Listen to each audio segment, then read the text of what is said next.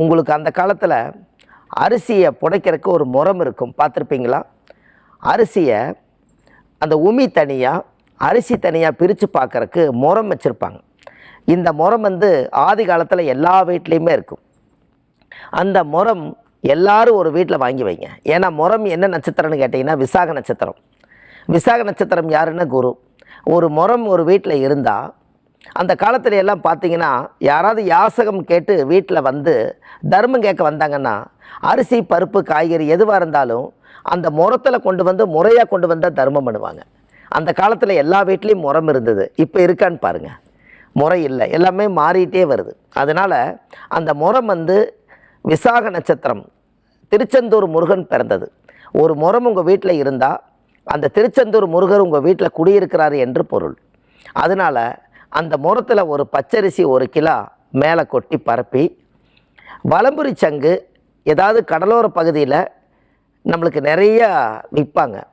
அந்த வலம்புரி சங்கு ஆண் சங்கு 1 பெண் சங்கு 1 அப்படின்னு என்னங்க, ஆண் சங்கு பெண் சங்கு இது ரெண்டுமே இருக்குது. இடம்புரி சங்கு வலம்புரி சங்குன்னு சொல்லுவாங்க.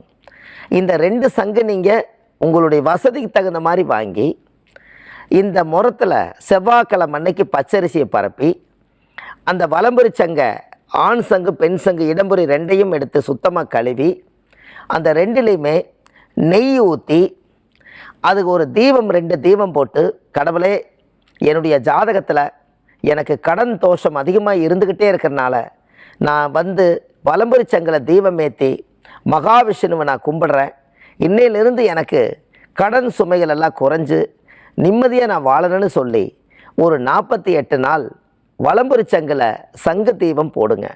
வாழ்க்கையில் அந்த கடன் அத்தனை அடையும். ஏன் அப்படின்னா மேசம் என்பது முதல் வீடு, காலச்சக்கரம்.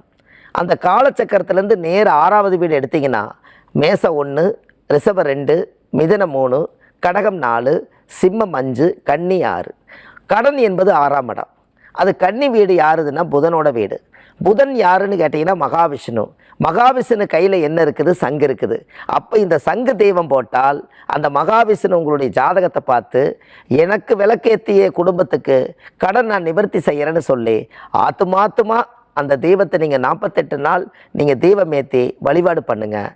அதில் உங்களுக்கு எல்லாமே மாறுபடும். நம்ம வீட்டில் நான் கொஞ்சம் சுத்தம் இல்லாமல் இருக்கிறனுங்க, என்னால் தீபம் இடையில ஏற்ற முடியாதுன்னு பெண்கள் யாராவது ஒரு சந்தேகம் இருந்தால் அவங்க வீட்டில் யாராவது ஒருத்தர் அவங்கள அன்றைக்கி இடவிடாமல் வேறவங்களையும் அந்த தெய்வம் போட சொல்லுங்கள்.